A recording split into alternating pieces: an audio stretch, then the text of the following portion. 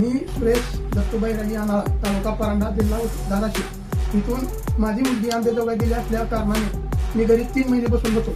माझा गुडघा, पिंपरी आणि मांडी हालता येत नव्हतं. 3 महिने एका जागेवर असताना मुलीने मला आंबेजोगाईला बोलवून घेतले. मी आंबेजोगाईला आलो.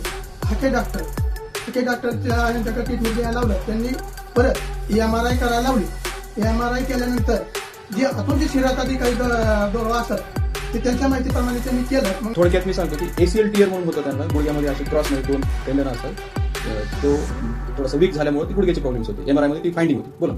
MRI मध्ये परत ऑपरेशन सांगितलं. तर डॉक्टरला विचारलं काय करायचं. तर डॉक्टर म्हणले 6 महिने तुम्ही गोळ्या घेऊ शकता का. मग आम्ही हो म्हणलो, पण ऑपरेशन रहित होईल का. तर डॉक्टर म्हणले रहित कॅन्सर होता होईल तेवढं आपल्या औषधाने झालं तर करू.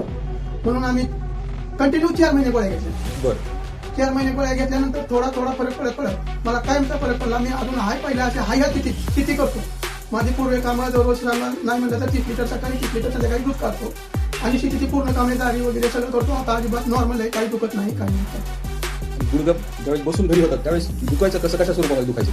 त्याच्या वेळेस गुडघा उठता येत नव्हतं, बसता येत नव्हतं. परत काम करताना वाटता बी येत नव्हतं. गुडघा आणि ही मागला बॉल, पिंजरी पूर्ण दुखायचा पाय. आणि पाय थोडा वाळत चालला होता. नंतर ट्रीटमेंट चालू झाल्यापासून पाय वाळायचा पण झाला. हाय आता पाय होती हालचाल पूर्ण आहे. आता कुठे 1 किलोमीटरवर रोज 3 किलोमीटर चालतो. धन्यवाद.